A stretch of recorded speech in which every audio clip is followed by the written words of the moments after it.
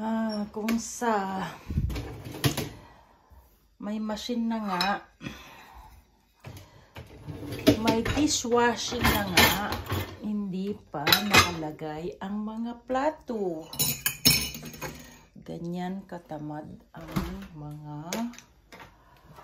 mga kasama ko. Pati na rin ako. Ayan. Washing machine. Kahit walang katulong, kahit papano, may machine. Kaya, menos oras sa paghuhugas ng plato. Kaya dito sa abroad, walang katulong. Kasi lahat, halos, dipindot. Hindi mo na kailangan ang katulong. Pwede kang bumili ng vacuum na siya nang maglilinis ng damit. Ay, damit tuloy. Ng floor. Kaya, pati, ayan, mga hugasan.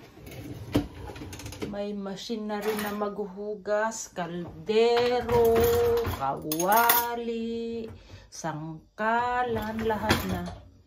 Lagyan mo na lang ng sabon. At paandarin. Oh, ito. This is the sabon.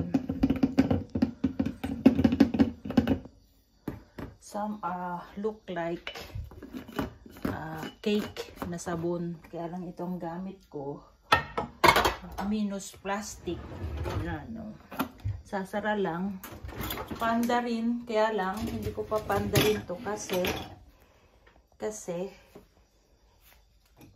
hindi pa puno. Oh, dapat punuin siya para makaminus sa electric. At sabi nila, mas minus daw ang tubig sa paglinis ng machine kasi ano tawag? Kasi isang hugasan lang siya sa machine. Mas matipid sa tubig. Ito is kape o kape ng ayan o, kape. Mga balls at organic siya o natutunaw siya. So, pang garden yan, pang garden. Ilagay na rin natin dito sa machine. O hindi ka na magkut-kut-kut-kut dyan. Yan ang advantage ng developed countries. Kasi may mga machine sila. Kahit walang katulong. So, wala kaming katulong. Nung malit lang si Jonathan, may katulong ako. Pero ngayon malaki na siya. Wala na akong katulong. Ito naman Nespresso. Mas type ang Nespresso kaysa yung isa. Ito organic din, oh. Organic. Karton. Natutunaw. Hindi siya plastic, oh. Natutunaw din yung pang garden ko yan. Ito ang mint ko na binili. Kasi may party kami. Bumili akong may ng mint. Kasi wala pang dahon yung mga mint ko. Ayan. Kinip ko siya. At least may ano ako, may additional mint. Pero marami na akong mint. Yan, ilagay lang sa machine. Ilagay lang sa machine. At bahala na ang machine na maglilinis. Ang kailangan ko lang maglinis ng kubeta. Maglinis ng kwarto. Dusting. Yun na lang kailangan ko. Sabi ng pinsan ko, sa Hong Kong daw, ang ginagawa niya, pinapa-andar na lang daw niya yung electric fan. At tapos na siyang mag-dusting. O, diba? May mindset yung ano ko, yung pinsan ko. Shout out to Ate Yuni. Yan, may mindset. Ilagay ko na rin to sa machine. Ito, oh. Alam nyo to kung ano to. Alam nyo na. Alam nyo na. Pwede ito ilagay sa machine. Ilagay ko na rin. O, lahat ng ano, ng organic pang garden. Ilagay ko din yan sa ano, sa garden. O, naulanan yung mga ano, yung mga ibon. O, ayan na. May machine. Isiksik ko lang dito kasi puno na. Isiksik lang. Yan lang. Wala ka nang huhugasan. O, saan ko ba isiksik tong kalderong to? Kaya lang, dapat hindi, pati ito, pwede siyang ganyan. Ilagay din sa machine. Nilalagay ko lahat sa machine. Ito, kaldero, rice cooker, ganyan lang. Tapos, isara. Tapos, paandarin. Nasira siya, oh. Nawala. Ewan ko saan na itago. Natanggal yung pandikit. So, mahigit ng 10 taon tong machine namin. 15 years na. Okay. Half 1 and 19 minutes siyang maglalaba. And then, paandarin. Ay, ayaw maisara. Ito ang diferensya. Where will I put this? Ayaw. Ayaw.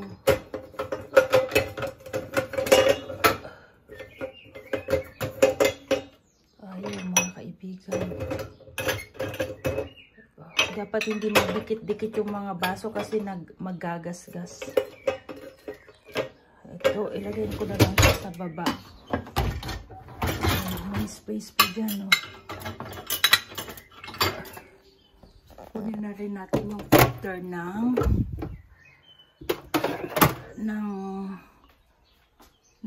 aspirator. Ano bang tawag lang dyan? Pang sip-sip ng ano, ng usok. Yan. Pwede na yan. And then, pandarin. Oh, start.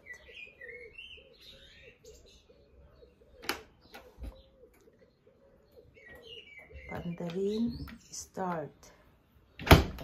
Yan. Maglalaba na siya. Tapos, ang aking labahan.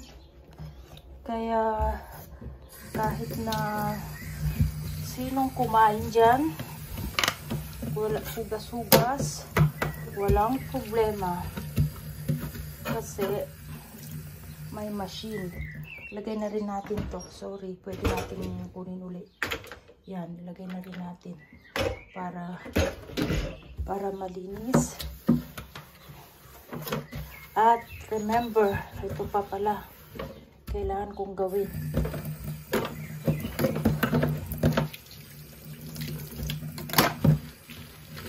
Ito pa, oh.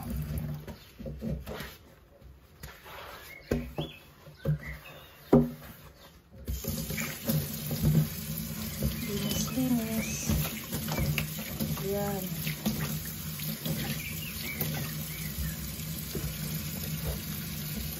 Hindi kami gumagamit ng plastic.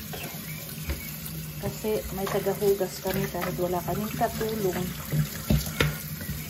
Wala kaming plastic na kung ano dyan. At kahit na nung nasa Pilipinas ako, wala naman akong katulong dun. Pero wala namang plastic ginagamit na pangkain at tapon na lang. Nagaya kasi natin yan sa mga Amerikano. Mga disposable, naging problema ng ating bayan. Napakadaming basura sa ating bayan ngayon. O kaya kung gusto nyong malinis ang Pilipinas, huwag kayong gumamit ng plastic. Mga pinagtapunan, itapon sa tapunan. O, ang ganda ng ano, ng mga bulaklak na bukaan na, o. At saka yung mga ibon. Nag-uulanan sila kaya sila ay kumakanta. Ewan ko kung masaya ba sila o malamig. Yan na yung ano, parang streams ang kulay ng salmon. Mahangin ang garden. Hindi ko pa naputol yan. Yung pugon na yan. Nagbukaan na mga halaman ay mga bulaklak ko sa garden. O susunod na bulaklak naman, mga roses. Sige na, maraming salamat sa panonood. Masama ang panahon ngayon, no? Ay, ayun, may bulaklak, may ibon. Good day, bye-bye sa panonood.